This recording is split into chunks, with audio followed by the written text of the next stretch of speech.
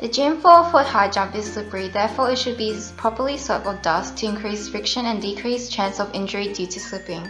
The student may land awkwardly on mat or pole. There should be spotters on either side to return the landing mat to its original position after each jump.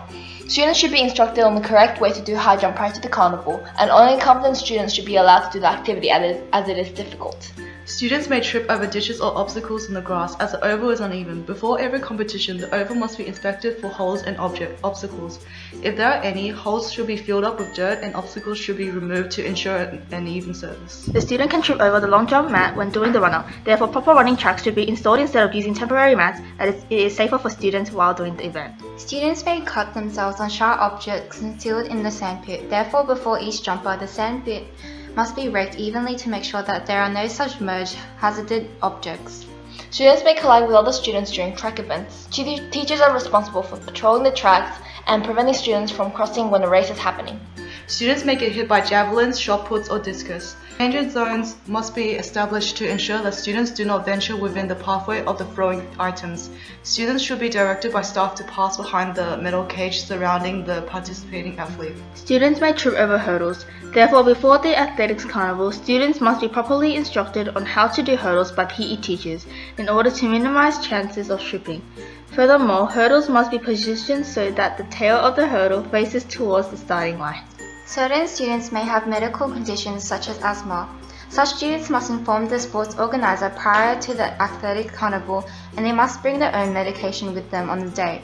First aid kit, backup EpiPens and puffers should also be available at the carnival. Staff members must have first aid skills.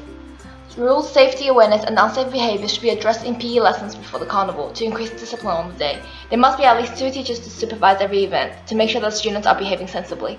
The floor mat used in high jump is a block of foam covered in leather, which provides a steady yet soft enough landing surface to safely absorb the impact. Metal fencing around throwing events ensure that people do not get hit or injured if the item thrown by the participant did not go in the intended direction.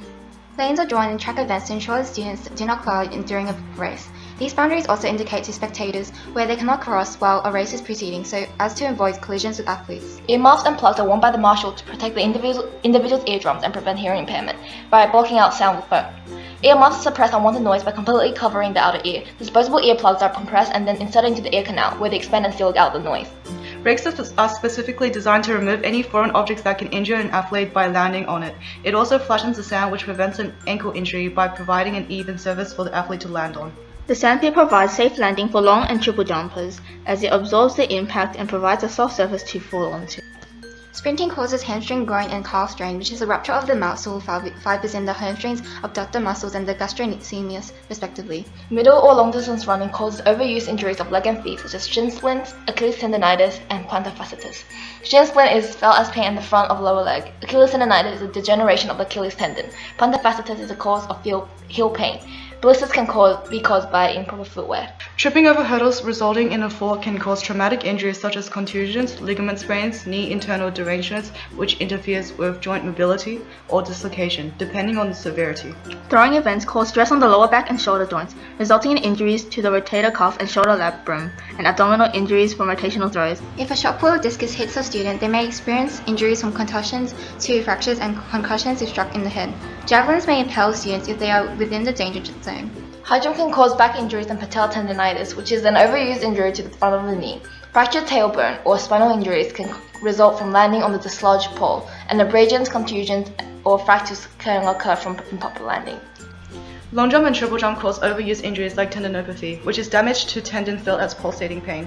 Improper landing can cause fractures, contusions, abrasions, dislocations, serious ligament sprains, tendon ruptures, and knee internal derangements from awkward placement during takeoff.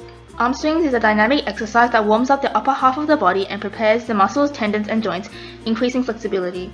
It is important since it targets the shoulders and arms, which is crucial when participating in throwing events. The exercise stretches shoulders and arms primarily, and upper back and chest secondarily. You must keep abs in tight and back straight, and use your muscles to propel the movement.